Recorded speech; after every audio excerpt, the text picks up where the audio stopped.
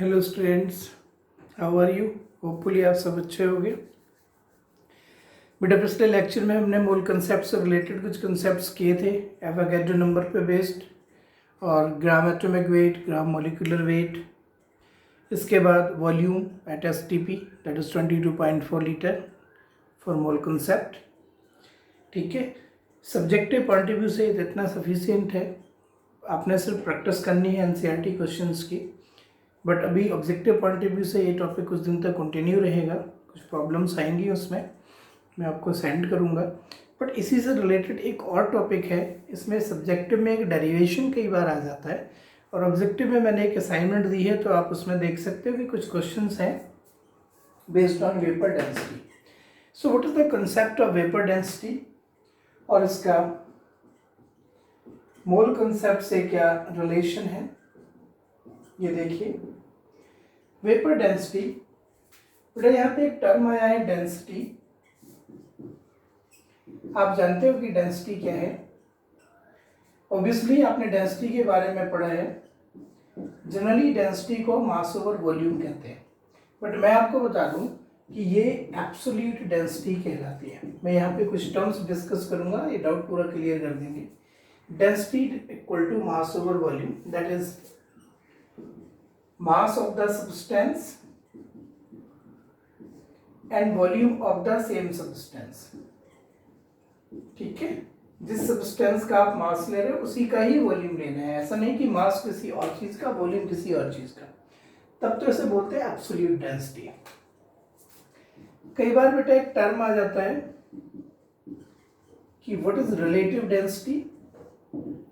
अगर relative density की बात हो तो ये density of the substance divide by density of the air. अगर रिलेटिव डेंसिटी ऑफ गैसेस की बात होगी तो आपने density of the substance divide by density of the air, और अगर relative density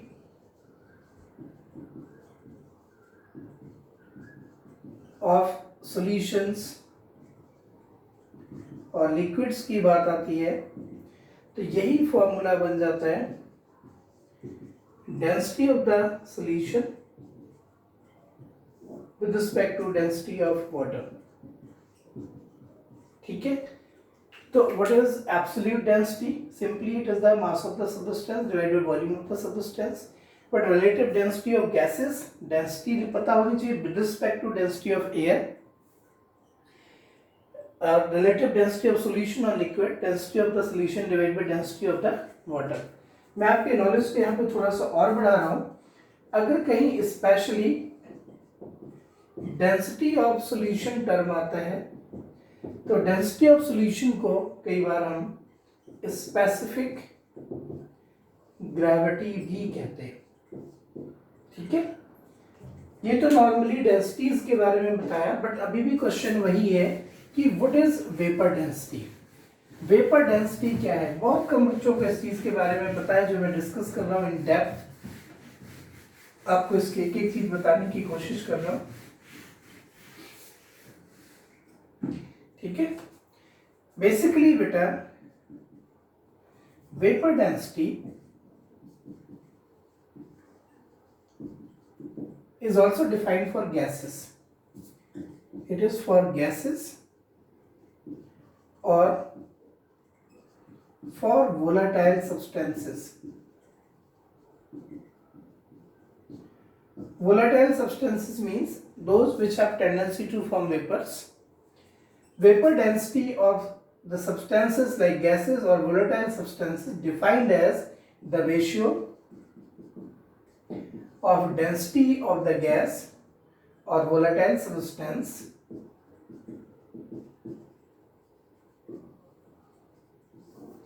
divided by density of hydrogen under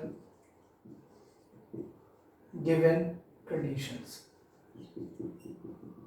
given conditions का मतलब ये है जिस कंडीशन पे आप किसी गैस या वेपर्स की डेंसिटी निकालो उसी कंडीशन पे हाइड्रोजन की क्या density. So what is vapour density? Subject में आ जाए डिफाइन वेपर डेंसिटी।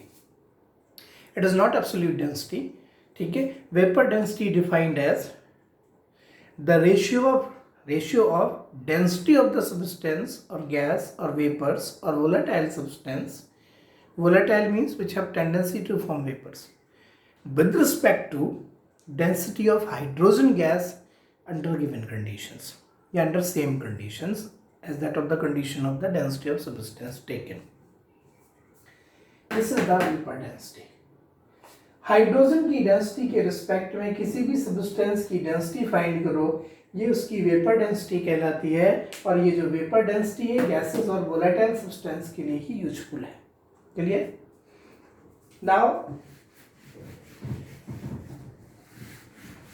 जो बेटा वेपर डेंसिटी है बहुत यूजफुल है। वेपर डेंसिटी वीडी लिख दिया मैंने। It is found to be always equal to gram molecular weight divide by 2, और gram molecular weight, this is basically molecular mass in gram,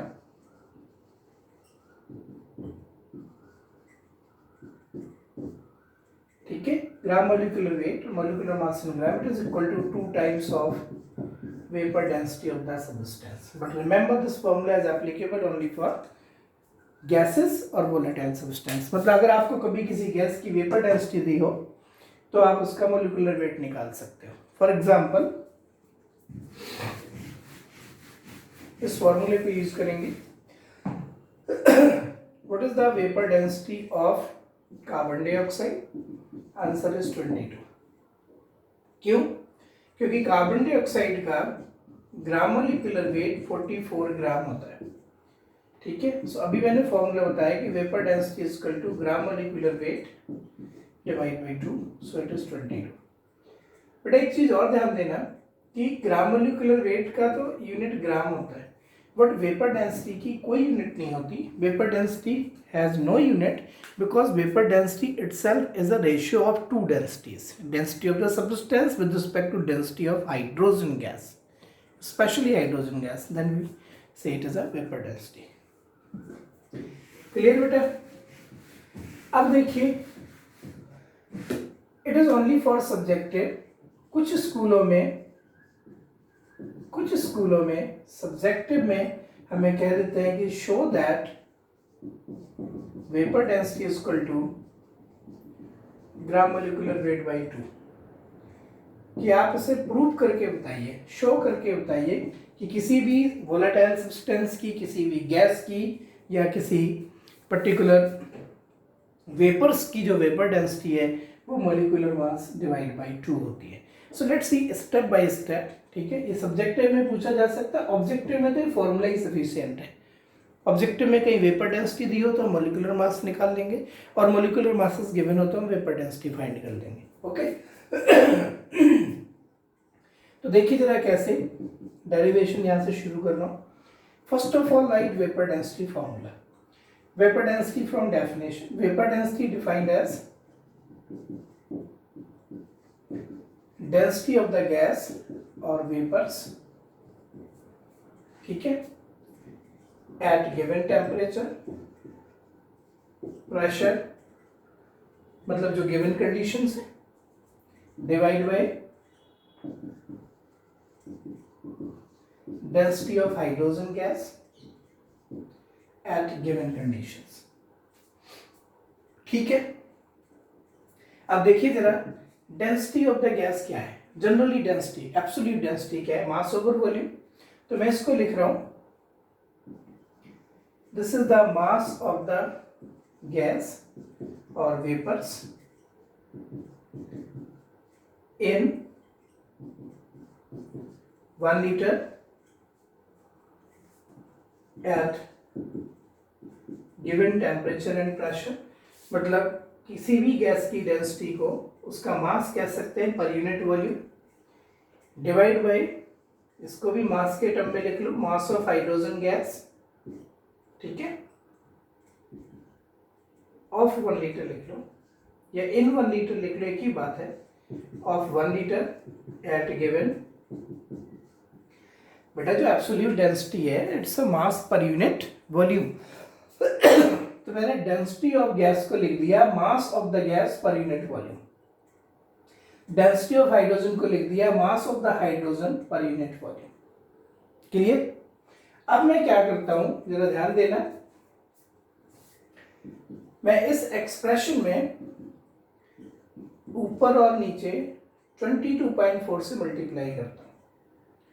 ठीक है, सो पहले लिख देता हूं, it's a mass of gas of 1 litre at STP, या किसी given temperature pressure पे कर लेते हैं, मान लीजिए वो टेम्परेचर प्रेशर एसटीपी है और NTP, divide by mass of hydrogen of 1 litre STP और एनटीपी। टेम्परेचर प्रेशर फिक्स करने से मैंने कंडीशन ले ली। अब मैं यहाँ पे क्या कर रहा हूँ, ऊपर और नीचे दोनों में 22.4 से मल्टीप्लाई कर देता हूँ। कोई फर्क नहीं पड़ेगा, 22.4 से मल्टीप्लाई करने पे कोई भी फर्क नहीं पड़ेगा। हाँ, इसको आप चाहो तो लिख सकते हो मास of gas of 22.4 litre at STP और एनटीपी। बेसिकली ये 1 लीटर था, लेकिन 1 में 22.4 से मल्टीप्लाई हो गया तो ये बन गया 22.4 litre. It's a mass of gas of 22.4 litre at STP और एनटीपी, डिवाइड बाय, नीचे बन गया mass of hydrogen gas of 22.4 litre at STP और एनटीपी। मतलब 22.4 को 1 के साथ इंक्लूड करके लिख दिया। ओके, देख पा रहे हो यहाँ तक, बॉटम तक? ठीक है, मल्टीप्लाई करने के बाद ये चीज़ बन गई कि mass of 22.4 litre at STP और NTP divide by mass of the hydrogen gas 22.4 litre at STP और एनटीपी। क्लियर? अब देखिए, मोल कंसेप्ट यहाँ पे यूज हो जाएगा। ये जो मास ऑफ गैस है 22.4 लीटर का, मैंने आपको मोल कंसेप्ट में बताया था कि किसी भी गैस का मास अगर वो 22.4 लीटर है एट एसटीपी तो वो 1 मोल अमाउंट है। 22.4 litre of any gas is 1 मोल, और 1 मोल का जो मास होता है, यहाँ पे देखिए 22.4 लीटर गैस एट एसटीपी और एनटीपी रिफर्ड एज 1 मोल, और इसका जो मास होगा वो होगा ग्राम मोलिकुलर वेट। तो ये जो मास ऑफ गैस है, मास ऑफ गैस, इसको यहां ले जाता हूं ताकि आप देख लो, शायद वहां देखना रहा होगा। Mass of gas of 22.4 litre at STP और NTP, it's a mass of 1 mole gas and it becomes gram molecular mass of gas, divide by नीचे mass of hydrogen gas of 22.4 litre. mass of hydrogen gas, hydrogen का भी ग्राम molecular मास हो गया, और ये कितना होता है 2, और ये बन गया वेपर डेंसिटी। सो ये रिलेशन जो हम ढूंढ रहे थे, मास डिवाइड बाई 2, मतलब vapour density gram molecular weight by 2 होता है। एक बार फिर से देखिए, what is vapor density? I discuss in detail. Show that vapor density is equal to gram molecular mass by 2, gram molecular mass by 2. So vapor density defined as the density of gas divided by density of hydrogen under given temperature pressure. Density can be written as mass of gas of 1 liter per unit volume under given temperature pressure divided by mass of hydrogen of 1 liter. फिर आपने दोनों में 22.4 से ऊपर नीचे multiply करा ताकि कोई फर्क ना पड़े। ऊपर वाली लाइन है, ये बन गई मास of gas of 1 litre at STP NTP into 22.4, mass of hydrogen ये भी 22.4, मतलब ये मास ऑफ गैस ऑफ 1 लीटर था जो अब बन गया मास ऑफ गैस ऑफ 22.4 लीटर, जो मैंने यहाँ नीचे लिखा है, मास ऑफ गैस ऑफ 22.4 लीटर। ठीक है, and it becomes mass of hydrogen gas of 22.4 litre. फिर मोल कंसेप्ट को यूज करा कि अगर किसी गैस का 22.4 लीटर का मास है तो वो ग्राम मोलिकुलर वेट होता है और वो 1 मोल है। ठीक है। सो फिर हमने इस चीज़ को use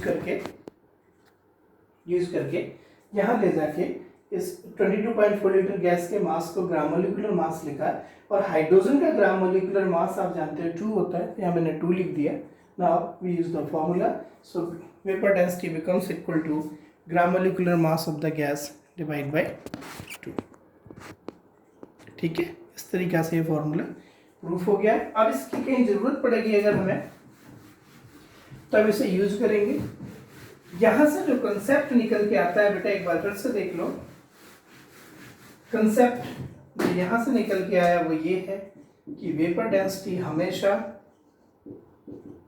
gram molecular weight by 2 होगी, और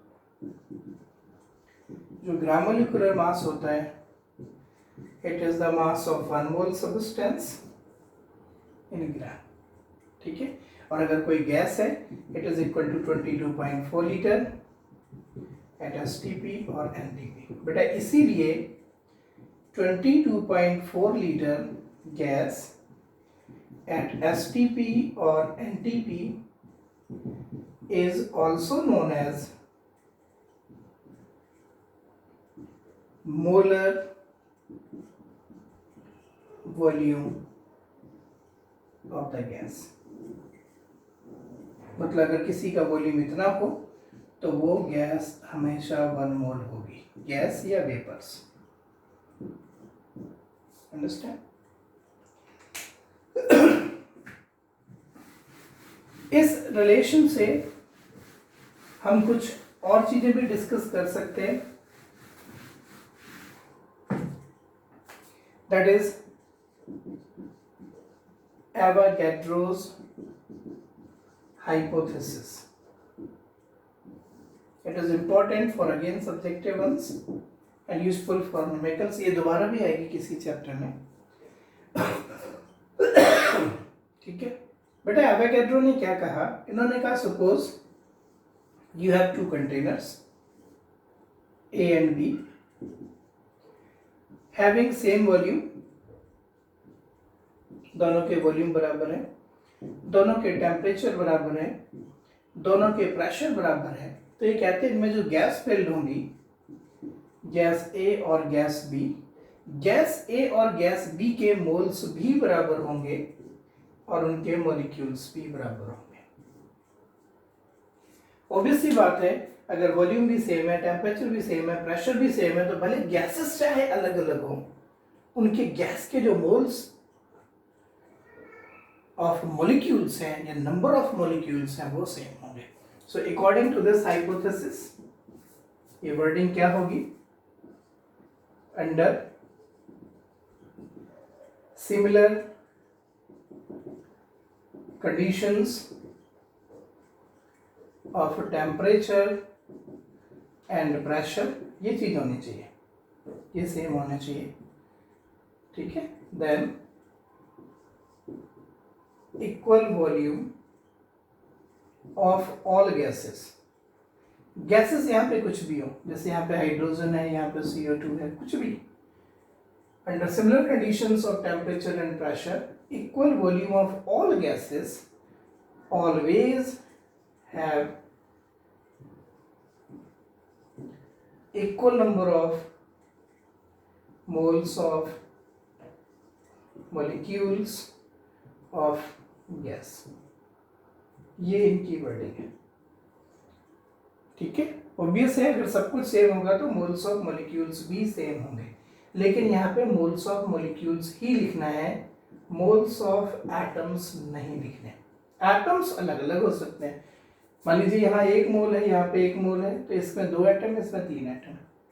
एटम्स के बारे में जो कंसेप्ट है वो इससे पहले एक साइंटिस्ट थे, वो बर्जीलियस, उन्होंने अपनी हाइपोथेसिस दी थी जिसकी वर्डिंग है यही, बट मॉलिक्यूल्स की जगह एटम लिख दोगे तो वो गलत होगी, इसलिए उसको डिस्कार्ड कर दिया। ठीक है, so this is all about vapour density and the relation between vapour density and molecular mass. अगर आप कोई बुक फॉलो कर रहे हो तो वहाँ पे डेरिवेशन दिया है, इसलिए मैंने आपको समझाया। ठीक है, सो इसमें आप देखिए आगे और इसको रीड करिए। मैं नेक्स्ट वीडियो में आपको कुछ नेक्स्ट टॉपिक भेजता हूँ। अब यहाँ से सब्जेक्टिव और ऑब्जेक्टिव टॉपिक अलग हो जाएंगे। टॉपिक्स दोनों को वीडियो सेम जाएंगे बट प्रैक्टिस प्रॉब्लम्स थोड़ी थोड़ी अलग हो जाएंगी। बट आप थ्योरी पार्ट को पढ़ते रहिए। और बुक्स अब वैसे मार्केट ऑलमोस्ट खुली हुई है, so please arrange the books NCERT and Pradeep chemistry, उसको आप रीड करिए। पेजेस साथ में मेरे चलते जाइए तो आपका अंडरस्टैंड बेटर होगा। और उसके बाद फिर मैं देखता हूँ कैसे करना है। ठीक है, ओके, थैंक यू।